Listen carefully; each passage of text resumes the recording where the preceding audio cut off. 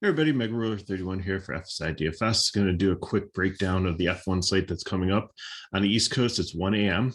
So going to try to help you build your lineup. I do have to warn you, though, if you're going to play heavy here, you're going to want to stay up until lock because it was announced before the last race that somebody that we thought was going to be starting wasn't going to start. We already knew one guy was out. So only 18 cars started in the field. And if a car doesn't make it and the other teammate does, they're already starting with a 5-point lead there because they're automatically going to get the 5-point bonus for beating their teammate. And we do have some concerns here with this, and I'll get to that in a second, but racing at Australia. And, if you look at the projections here, again, we got to kind of take them with a grain of salt because we're only 2 races in. So still looking at 2021 data with not enough of a sample size in 2022 to be able to have what I feel is strong enough to put in the projection mix. I couldn't go with track history either because they haven't raced here since I believe it was 2018 or 2019. It was pre-COVID. So not all the drivers have ever had experience here.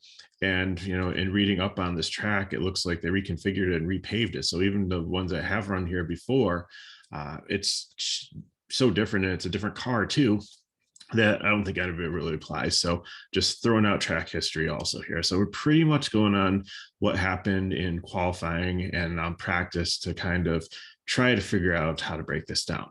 So we had incidents, and the last 4 cars are all question as we look down here. Vettel, he's coming back from COVID. He's back in the car. He goes in the first practice. His car catches on fire. He's got to break out the fire extinguisher, put it out. Missed practice 2, practice 3, so he hasn't been driving that much recently because he's been sick. And he also had to miss 2 rounds of practice. He was able for qualifying. It wasn't horrible. It wasn't great. He didn't make it to the second or third round of qualifying. So kind of a question mark there. His teammate Stroll got into a wreck with Latifi. Latifi's car was completely destroyed. So probably a backup car for him. And then Stroll's car was pretty banged up. So, that's questionable also. And then Albon had a mechanical issue and stopped during one of the qualifying runs and then couldn't provide enough gasoline for them to test to make sure there wasn't anything suspicious in the fuel. So he would have qualified 16th. His time was thrown out, and he's starting 20th. So right now, it looks like those 4 cars are going to be in. But again, like I said, if you're going to play heavy and this, you're going to want to wait till 1 o'clock just to make sure that they were able to get these cars repaired and that they're going to go out there and run. Because some of these guys, as we saw last race in Saudi Arabia, if they can't run or they don't think that they're going to get the points, then why run the car? Why risk it? Just park it and live for the next day. So the bottom 4 are, a little risky. So let's look at the top. Leclerc looked the best in practice. He was pretty much the fastest. And I think we're seeing kind of the general overall strategy is it looks like the Ferraris and Red Bull are usually going to finish in the top 3 each week. And then what you really want to do is figure out who's going to win the race and make that your captain. And then if you think their teammate can get into second or third, then take them as the manufacturer. You can't play all 3 of them. You can only play both drivers and not the constructor or team or manufacturer, whatever you want to call it. We'll just call it the team. It makes it a little bit easier here. And or you want to play, if you think, Leclerc's going to win here, but you think Verstappen and Perez from Red Bull are going to finish in second and third, then you want to play Red Bull as your constructor. It's just such a huge amount of points that you get for that you really want to lock that in. So I think those are pretty much the 2 teams that we're looking at there. In the last video, I kind of mentioned that what you want to try to figure out is which teammate is going to finish higher, because you really don't want to, the scorings aren't that very high here for these races. It's not like NASCAR where you get out there and you get like huge place differential. They don't give you one place differential point. It's like for every like 3 you get 1, and you don't even get any points unless you finish in the top 10. So there's 10 cars that are going to get 0 for placing, where in NASCAR you get like a point and incrementally more from last to first. And so what you really want to do is try to get that 5 points for the driver's bonus. So, and there's some discussion in the comments in the video, and I really appreciate it. And thinking about it, there might be some cases where it might make sense. So let's just start at the top and break this down. McLaren, I think, he's a prime play. I think he was the fastest here. I think it's going to be either he or Verstappen that's going to win this. Maybe Perez has an outside shot at it. But I think just from what I've seen, it's going to come down to McLaren or Verstappen. I'm going to lean on Leclerc, and but either one, I think you make your captain. And if you do that, and then again, it's hard to place other guys in here. You're going to have to take probably a lot of these guys down towards the bottom that might not even race, so it could be a little bit risky. So Verstappen, I think, is a cash play. Also, like I said, you could be a captain if you want to play the two of them. I think maybe another captain outside him.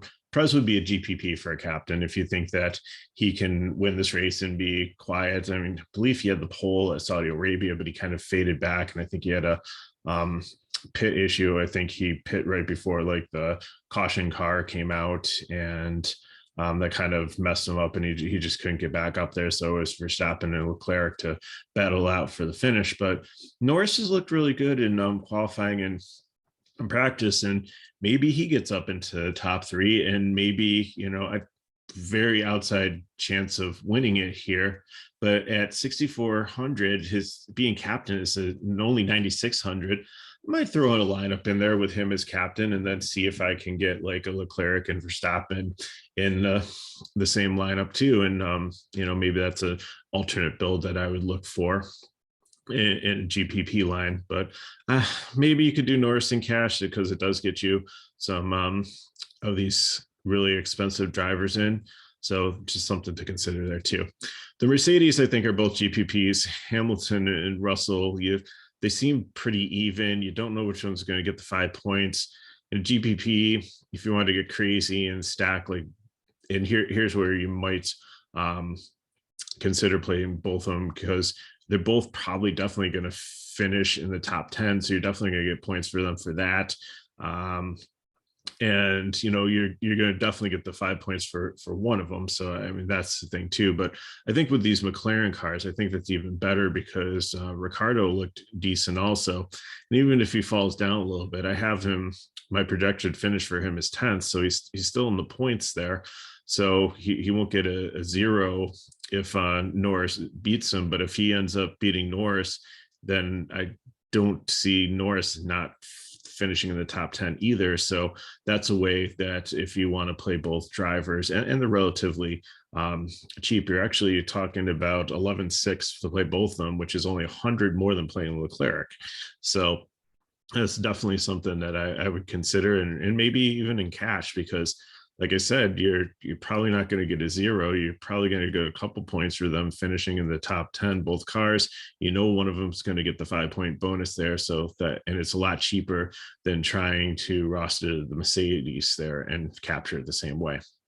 Esteban Ocon, I think, is I'll put him as a GPP just because he's so close to Alonso, his teammate, that I really don't know who's going to get the 5 points there. I think a lot of people are going to look at the current form in the first 2 races and lean Ocon, but I think Alonso is the better driver. So I have him listed as a sleeper here.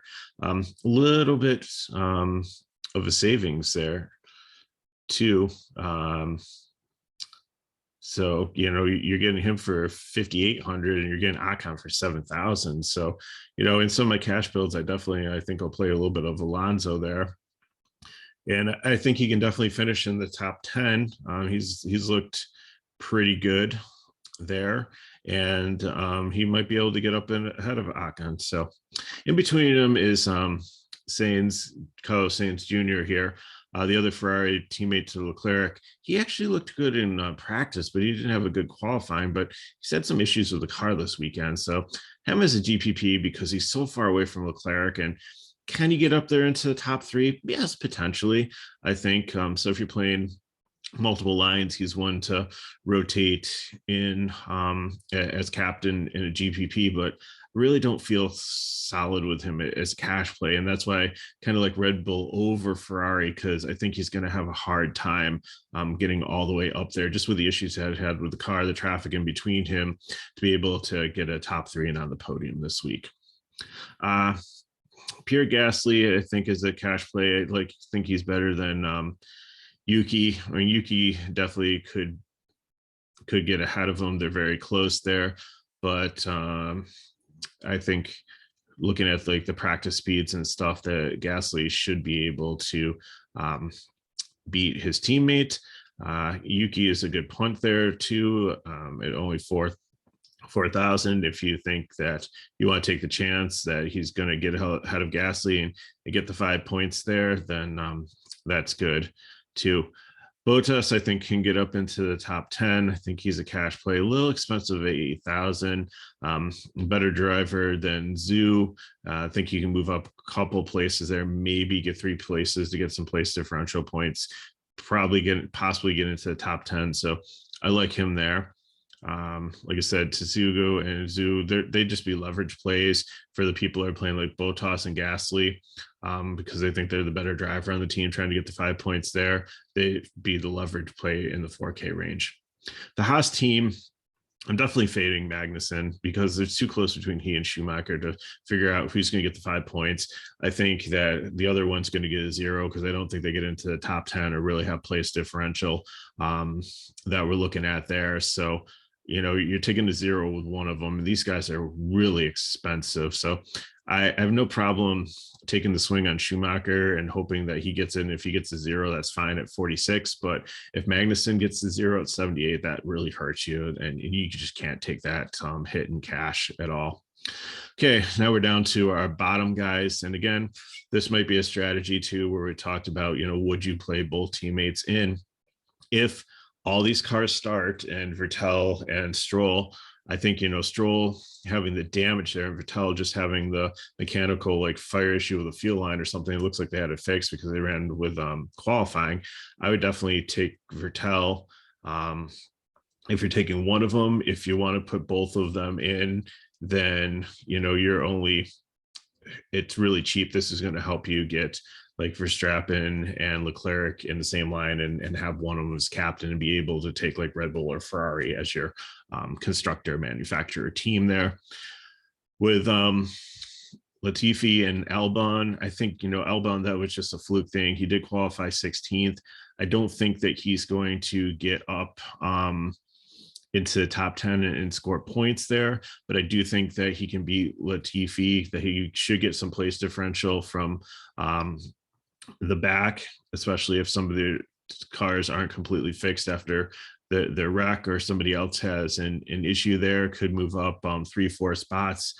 So definitely some positive points there. Probably gets to 5.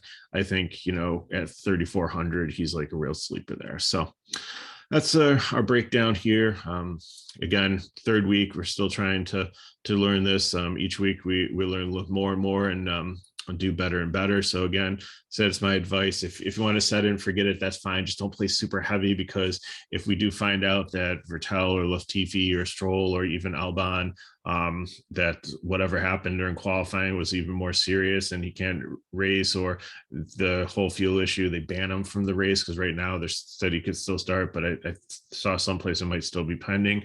You really want to know like who's actually going to start this race, because if there's an automatic 5 points on the board for one of these 3K guys, then you definitely want to jump on them in your cash lineup and lock them in. So thanks for watching. I'm Mega Ruler 31. Check us out on FSIDFS. If you want more information about us, check out the description of the video here, and all the links and everything to our Discord and our website are there. And good luck in this, and we'll see you next time.